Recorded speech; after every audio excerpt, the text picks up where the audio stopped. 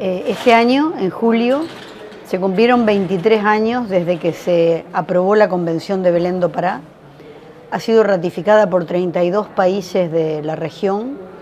Es, digamos, la convención más ratificada de todas las regiones y ha significado un avance importantísimo para nosotras, porque antes de la convención solo algunos países tenían algunas leyes de violencia, pero eran solo de violencia familiar. Y ahora, en estos momentos, no solo tenemos leyes de violencia familiar en todos los países, en los 32, sino que ya hemos hecho avances legislativos mucho más importantes, porque ya 11 países pasaron a tener leyes integrales de violencia. ¿Qué significa eso? Ya no solo se cubre, el marco jurídico cubre la violencia que ocurre dentro de las paredes del hogar o por personas o por parejas o conocidos o familiares de la víctima, sino que también se trabaja con la violencia que ocurre dentro de la comunidad, o sea, el transporte público, el trabajo, las empresas, los estadios, las plazas, etcétera, y por parte del Estado, las cárceles, los geriátricos, los psiquiátricos, en fin, la violencia obstétrica, toda esa que puede ocurrir de parte del Estado, ¿no? Las mujeres privadas de libertad, etcétera. O sea que ahora estamos ya dando un salto cualitativo a leyes integrales que cubren las 3 áreas de ocurrencia: la doméstica, la societaria y la estatal. Otro avance legislativo importante fue que en 17 países de la región ya tenemos leyes que sancionan el femicidio como un crimen contra las mujeres. Y eso, que parece una medida simplemente simbólica, lo que ha permitido es que en las facultades de Derecho, en la academia, se estudie el femicidio como un crimen de odio contra las mujeres, haya observatorios de femicidio, protocolos de investigación para determinar si fue femicidio o no, y una serie de medidas que están llevando conciencia a la población, entre otros que los medios de comunicación han comenzado a adoptar códigos de conducta, y en esto fue prácticamente un cambio rapidísimo, que dejaron de hablar en 5 años de crímenes pasionales para hablar de femicidio. O sea, fue un cambio que no ha ocurrido en otras áreas de la cultura, pero sí ha ocurrido en esta de violencia contra la mujer, ¿no? Y se han creado ya en algunos países, por lo menos en 7 tenemos acuerdos con los medios de comunicación sobre códigos de conducta de cómo tratar ese tipo de crímenes con los medios de comunicación, ¿no? Entonces, todos esos han sido avances como muy importantes que hemos tenido en la región a partir de Belén do Pará. Otro tipo de avances han sido que ya tenemos 13 países que tienen normas sobre encuestas de violencia, porque antes no teníamos los números. O sea, no podíamos, se hablaba le exigíamos al Estado que nos dieran medidas o políticas de Estado para prevenir y sancionar la violencia, pero eran medidas intuitivas, porque el Estado no tenía el número de mujeres que sufrían violencia, ¿no?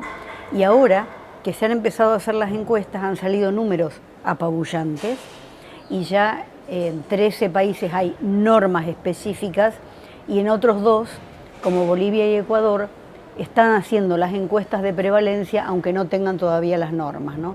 Entonces esos son como avances muy importantes que se han dado después de Belén do Pará. Otro tipo de avances que también hay que registrar son los de la jurisprudencia. Nosotros tenemos un sistema interamericano de derechos humanos que está compuesto por la Comisión de Derechos Humanos y la Corte Interamericana de Derechos Humanos, y no es que hayan sido tan rápidos en incorporar la perspectiva de género. O sea, la Comisión Interamericana de Derechos Humanos recién en el año 96 empezó a trabajar con casos con perspectiva de género. Ahora ya la ha incorporado plenamente, pero además lo que ha hecho es incorporar la mirada interseccional, que nosotros lo tenemos en el último artículo del Catálogo de Derechos de Belén do Pará, el artículo 9. O sea, no todas las mujeres viven la violencia de la misma manera, no todas las violencias son iguales, y hay que tener en cuenta la discriminación múltiple o interseccional. No es lo mismo sufrir violencia si sos blanca, rica y estás rodeada de un conjunto de personas que te apoyan, a si sos indígena, migrante o afrodescendiente o estás viviendo en una zona rural.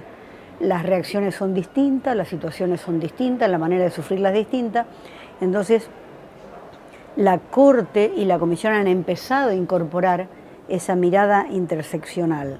O sea, no ha sido fácil, pero son saltos cualitativos en la jurisprudencia.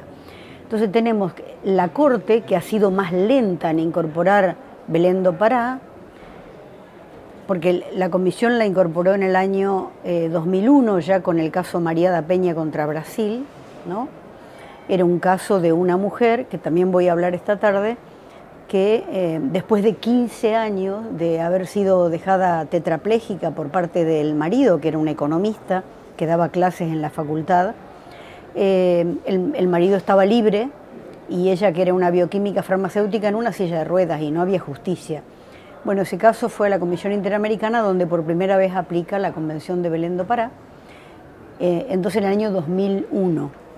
Pero la Corte tardó hasta el año 2006 y se necesitó que entre una mujer, una jurista chilena, Cecilia Medina, y en el caso Castro contra Perú, que eran detenidas políticas de Sendero Luminoso que estaban en una cárcel en Perú, ahí recién se aplica una mirada de género sobre la violencia sexual y la violencia que sufrían detenidas y detenidos, y se dijo, oigan, no es lo mismo para los varones y para las mujeres sufrir determinados tipos de violencia. Por ejemplo, si le piden a todos los presos que se desnuden y se tiren boca abajo y hay detenidas embarazadas y las obligan a ponerse boca abajo, el resultado va a ser distinto, lo que van a vivir es distinto.